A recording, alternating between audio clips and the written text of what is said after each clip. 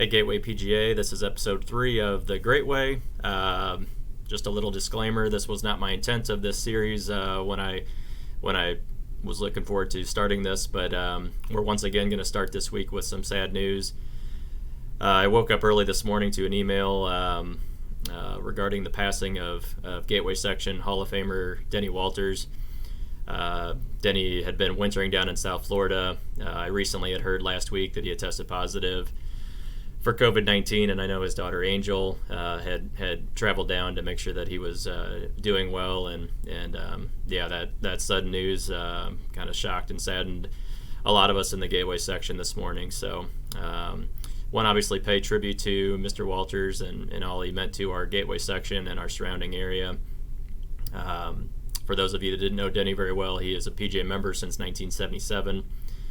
He served our board of directors as Gateway Section President in 1981 and 1982, and eventually moved on to a role on the National Board of Directors where he oversaw the Ryder Cup Committee, the naming of PGA West, and kind of drove the PGA of America to become kind of what they are now, as more of a business leader organization from more of a fraternal organization. So some big changes that happened during his time on the National Board of Directors. Denny and his family developed and designed and built Bogey Hills Country Club, which they still operate today. His family continues to lead the charge there and moving that club forward into the future. So personally, Denny was my first boss, I guess, in the golf industry. I worked in the bag room and a little bit in the golf shop there from 1997 to 2002. And him and Bob Jones and John Prangy treated me very well. Really enjoyed my time there, and honestly was kind of planning to be an assistant golf professional there full time at the end of my schooling. And a few things changed within Walters, and that position wasn't available. So it honestly is the only reason I probably ended up moving to Belle Reef Country Club to do most of my time as an assistant golf professional. So I owe a lot to Denny and getting me started on my golf journey. And one of my fondest memories is that him and Mr. Jones invested in me in my first professional golf tournament. They paid my entry fee into the 2002 Gateway Masters, which I think they knew was going to be the last of what they called the Gateway Masters, which was a big event here in town.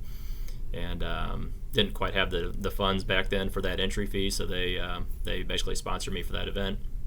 I went on to play all 3 days, make the cut, play fairly well, and kind of get my first taste of what it was truly like to play golf professionally. And after 3-putting the last 2 holes on the slick bogey greens on 17 and 18 on the last day, I kind of knew what professional golf really was like when that paycheck was smaller because of those couple missed putts. But Denny was a Section Hall of Famer, inducted in 2000, and then just recently was inducted into the St. Louis Sports Hall of Fame in 2019. So his legacy as a business leader, as a golf professional, someone that helped grow the game and grow golf here in the St. Louis area during the golf boom with Walters Golf Management, all the golf courses they developed will never be forgotten. And just keep everyone at Bogey and the whole Walters family in your thoughts as we move on through these next few days.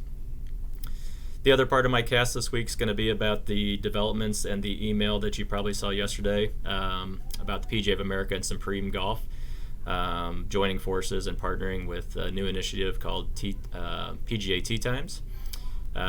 So this is basically a tee time platform that you can link with your existing tee time provider.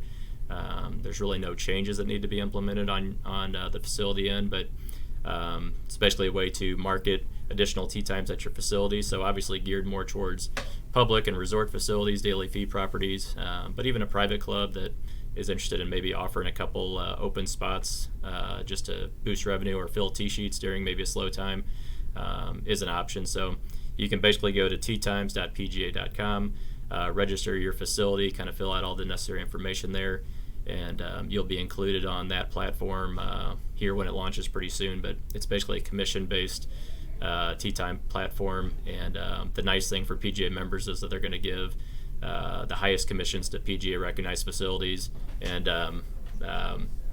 than they are for non-PGA facilities.